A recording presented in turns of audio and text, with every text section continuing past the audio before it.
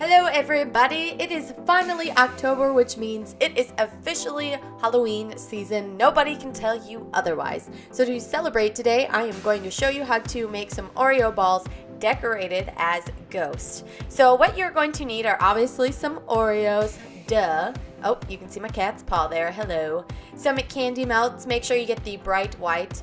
Some sparkle gel, well it doesn't have to be sparkle, but just some black icing, and a regular old pack of cream cheese. Make sure it's 8 ounces.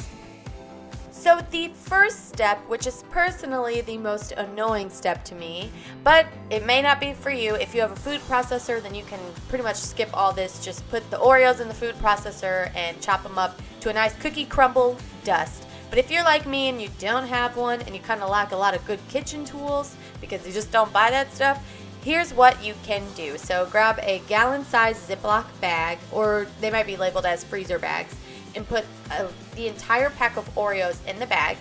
Then grab an aluminum can, make sure it is actually full of food so it is a little bit hard for you.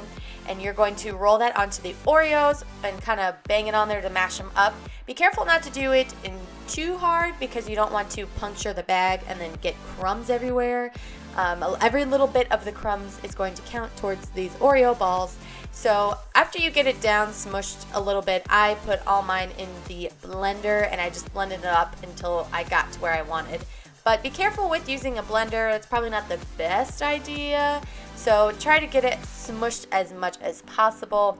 And also just be really aware of how your blender sounds. You don't want it to break the blade or anything. So kind of what I did was I blended it up, stopped it, kind of got the crumbs that were stuck underneath the blade out, and then redid it. When it's all done blending, you want it to kind of look like coffee grounds, and then pour that all into a big old bowl for mixing. And then after you get the Oreos in there, you're going to empty the entire package of the cream cheese in there and mix it up.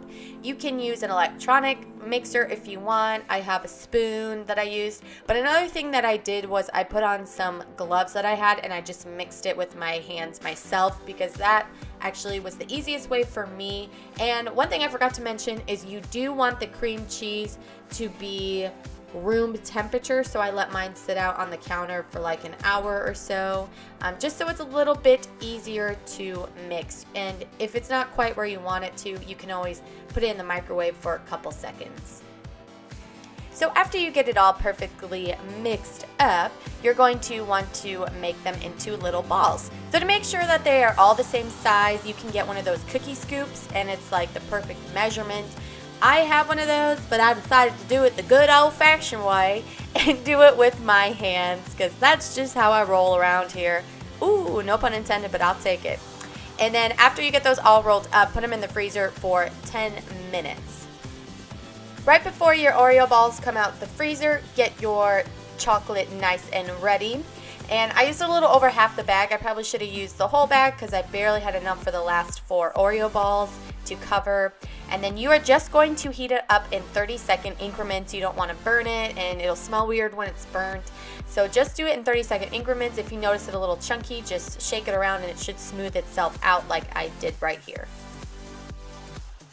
And I put gloves on for this next step so my hands wouldn't get so messy. But all I did here was just drop the ball in that melted chocolate, kind of rolled it around, try to get it covered as much as I could. And then I set it back down on the cookie sheet that I have here, which I forgot to say earlier, but you probably noticed. Get a cookie sheet with some foil. Y'all, I'm being a little forgetful today. And just kind of cover those as much as you can. Don't do the black icing yet. That'll be our last step. And after you get them all covered, put them in your refrigerator, not the freezer this time, but your refrigerator for an hour so it hardens. And it does harden pretty quickly, but just to make sure it's all good in the hood, just make sure you do it for an hour. And once they are out of the refrigerator, the last part, but not least because it's actually the silliest and the cutest part, is making the face. So just make 2 long ovals for the eyes, and then try to do something a little bit more circular for the mouth and bigger so you can differentiate between the eyes and the mouth. And You don't have to do this. You can eat them right away if you want to, but just so it didn't really turn people's teeth black when they ate them, I just stuck them in the fridge again for about 15 to 20 minutes to kind of harden that black icing. And then after that, they're all ready to be eaten. They're super yummy, super good. This is perfect if you're having a Halloween party, whether it's at school, at your house, at your workplace, whatever, or if you just feel like making it because you're in the Halloween spirit. I absolutely love this. It's super easy, they're super yummy, and they're so silly looking. That is my favorite part. Well, thank you guys for watching. I am so blessed that you came to my channel today. I'll be even more blessed if you hit that red subscribe button. But don't worry, I'm blessed enough if you don't feel like it. Praise Jesus, am I right? Alright, you guys have a blessed and beautiful day. And I hope you come back for my next video. Bye.